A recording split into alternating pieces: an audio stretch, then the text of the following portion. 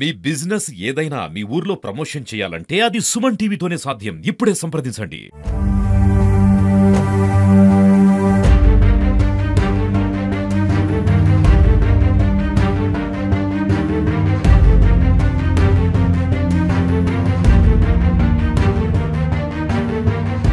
ప్రభుత్వానికి ప్రజలకు మధ్య వారధిగా నిలిచే విలేకరులకు ఉపకరించే ప్రెస్ క్లబ్కే రక్షణ లేకుండా పోయింది. అంటే ఇటీవల ఈ ప్రెస్ క్లబ్ పై కొందరు గుర్తు తెలియని దుండగులు దాడి చేసి ఈ ప్రెస్ క్లబ్ లోని విద్యుత్ వైర్లను పాక్షికంగా ధ్వంసం చేశారు. అంటే కర్నూలు పట్టణంలోని 3వ పట్టణం పోలీస్ స్టేషన్ కేవలం కూతవేటు దూరంలో ఉన్నప్పటికీ కూడా ఈ ప్రెస్ క్లబ్ పై ఇలాంటి ఘటన జరగడం శోచనీయం. ప్రస్తుతం మనతో ఈ విషయంపై స్పందించేందుకు ప్రెస్ క్లబ్ అధ్యక్షుడు సీనియర్ జర్నలిస్ట్ కొత్తూరు సత్యనారాయణ గుప్తా ఉన్నారు. తనతో మాట్లాడి మరిన్ని వివరాలు తెలుసుకునే ప్రయత్నం చేద్దాం. సార్ నమస్తే అండి. సార్ ఇప్పుడు అసలు ఏం జరిగిందండి విషయం? కర్నూలులో ఒక ప్రెస్ క్లబ్ కావాలని చాలా ఏళ్లుగా పాత్రికేయ మిత్రులు సంఘాలు పోరాటం ఫలితంగా ఒక ప్రెస్ క్లబ్ ఏర్పాటైంది. గత కలెక్టర్ రంజిత్ భాష గారు సౌహృదయంతో మొత్తం డాక్యుమెంట్స్ అన్ని పరిశీలించి గతంలో వీరపాండ్యన్ గారు మంజూరు చేసిన క్వార్టర్స్ని ఇక్కడ ఇవ్వడం జరిగింది ఏ క్యాంపులో. సరే మేము తీసుకున్నప్పటి నుంచి వర్షాలు రావడం, ఇక్కడ మరమ్మతులు లేవు, ఇక్కడ కనీస సౌకర్యాలు లేవు. అయినా మా వంతు పాత్రికేయ మిత్రులతో కలిసి దాతల ముందుగా అడుగు వేసి ఇక్కడ విద్యుత్ సౌకర్యం లేదు, డ్రైనేజ్ లేదు, కుర్చీలు లేవు, ఏమీ లేవు. ఇక్కడ టోటల్గా మేము అన్నీ సమకూర్చుకుంటున్న సమయంలో కొన్ని రోజుల తర్వాత కొంతమంది మన ప్రెస్ క్లబ్ కార్యాలయం ముందర బీర్ సీసాలు కనిపించినాయి. ఎందుకు ఇక్కడ చుట్టుపక్కల అడిగితే పక్కన కొంతమంది మందు తాగే వాళ్ళు ఉన్నారు సార్, అడిచి కూర్చుంటున్నారు, ఇది ఓపెన్ ప్లేస్ కదా, గతంలో అలవాటు అయిపోయింది, ఇప్పుడు మీరు వచ్చినా తగ్గింది కానీ మళ్ళీ అప్పుడప్పుడు వచ్చిపోతున్నారు అని చెప్పారన్నమాట. ఇదే విషయాన్ని మేము 3 టౌన్ సిఏ గారికి లేఖ రాయడం జరిగింది. సార్ ఇట్లా ఉంది, ఇప్పుడు సెప్టెంబర్లో పంపించాం లెటర్ కూడా. వాళ్ళు పంపించిన తర్వాత 2 రోజుల తర్వాత ఏం మామూలు అయిపోయింది. మళ్ళీ ఈ మధ్యకాలం అంటే నిన్న మళ్ళీ ఏం జరిగిందో తెలియదు కానీ మొత్తం మేము న్యూస్ పేపర్స్ ఉన్నాయి కదా తీసుకుందామని మేము వచ్చే లోపల బయట వైరింగ్ మొత్తం కట్ చేశారు, పైపులు వేశారు. ఏం జరిగిందో అర్థం కాని పరిస్థితి. ఎందుకని చూస్తే వెంటనే పోలీసులు 3 టౌన్ సిఏ గారికి ఫోన్ చేయడం జరిగింది. వారు వెంటనే వాళ్ళ పోలీసులను 4 పంపించారు, మొత్తం ఆఫీస్ అంతా చూశారు. ఎక్కడో తెలిసిన వాళ్ళే ఈడ ఎవరైనా తెలియని వాళ్ళ ఎవరైనా ఉన్నారా, అనుమానాలు ఉన్నాయని అడిగారు. మాకేం అనుమానాలు లేవు, తాగుబోతులు ఉన్నారు ఇక్కడ అని మేము ముందుగా మీకు లేఖ రాసాము. మీరు కొద్ది రోజులు తిరిగారేమో తెలియదు కానీ మొత్తం తగ్గింది. మళ్ళీ నిన్న మొన్న సీసాలు కనిపించినాయి.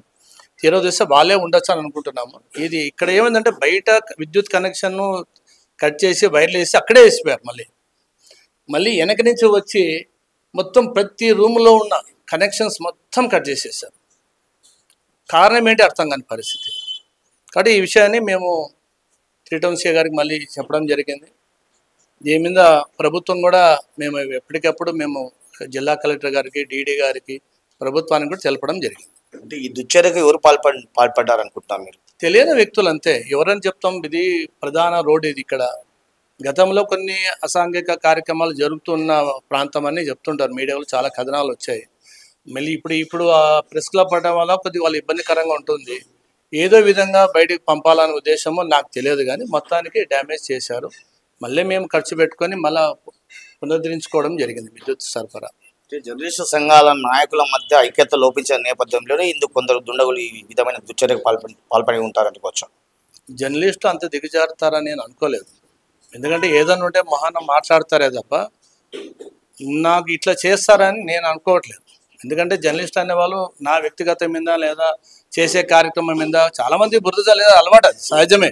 ఒక అడుగు ముందుకు వేస్తుంటే ఇప్పుడు ఎందుకంటే కర్నూలు చరిత్రలో ఒక ప్రెస్ క్లబ్ లేదు అంటే అర్థం చేసుకోవాలి యూనియన్లు ఎంత బలంగా ఉన్నాయా లేవా అన్నది విమర్శించదలుచుకోలేదు. అయినా కూడా ఒక ప్రెస్ క్లబ్ ఏర్పాటు చేసుకొని కొంతమంది దాతలు, హఫీజ్ ఖాన్ గారు వాళ్ళు, కొంతమంది తర్వాత విలేకరులు వాళ్ళు స్వచ్ఛందంగా కుర్చీలు ఇవ్వడం అన్నీ చేసుకుంటుంటే మున్సిపాలిటీ వాళ్ళు కనీసం డ్రైనేజ్ వ్యవస్థను పటిష్టపరచడానికి మేము 4 లేఖలు రాస్తే కూడా ఇంతవరకు చర్యలేదు.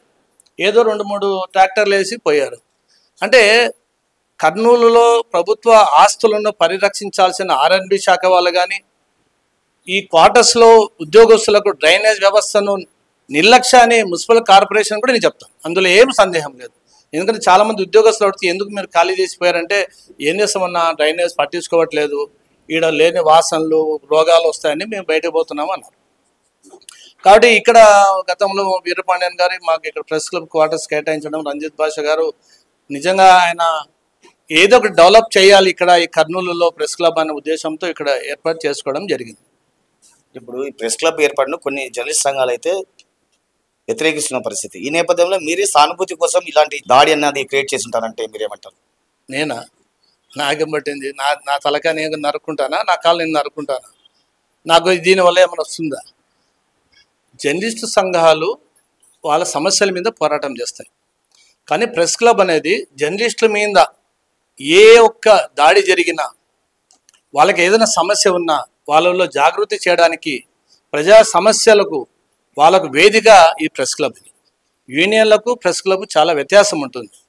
కాబట్టి నేను తెచ్చుకున్న దానికి నేను ఎందుకు దాన్ని క్రియేట్ చేసుకోవాల్సిన ఏమొచ్చింది?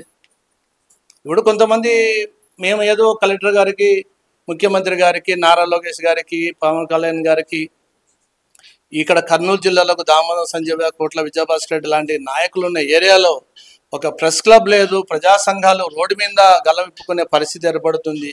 మీడియా వాళ్ళు గోడల మీద చెట్లగాడ నిలబడుకుంటున్నారు. ఒక వేదిక ఉండాలన్న ఉద్దేశంతో ప్రెస్ క్లబ్ ఏర్పాటు చేసుకోవడం జరిగింది. ఇక్కడ మీ ప్రధాన డిమాండ్ ఏమండి? పోలీసులు మీరు ఏం కోరుతున్నారు? పోలీసులకు ఒకటే మేము కోరుకుంటున్నాం, రాత్రి వేళలో పటిష్టమైన నిఘా ఉంచాల్సిన బాధ్యత ఉంది.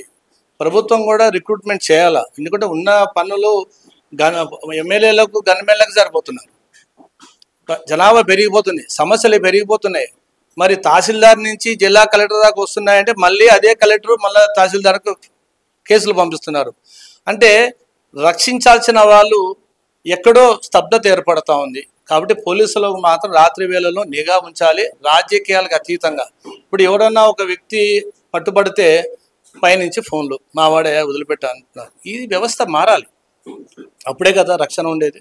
ప్రజలకు ఎప్పుడైనా రక్షణ కల్పించాల్సిన బాధ్యతను పోలీసులు కానీ, జిల్లా యంత్రాంగం కానీ నేను కోరుకుంటాను. ప్రధానంగా నీ ప్రభుత్వాన్ని కోరుతున్నా, కర్నూలులో ఎవరు ఎంతమంది అడ్డుపడినా నేను మాత్రం ఇక్కడ ప్రెస్ క్లబ్ ఏర్పాటు చేస్తా, అభివృద్ధి చేస్తా. రాష్ట్రంలో ఏ యూనియన్ ఆధీనంలో ఉన్నాయి, ఇప్పుడు రాష్ట్రంలో ఎన్ని ప్రెస్ క్లబ్స్ ఉన్నాయి, ఎన్ని పని చేస్తున్నాయో ఒకసారి ప్రభుత్వం లెక్కలు చూసి తెలుస్తుంది.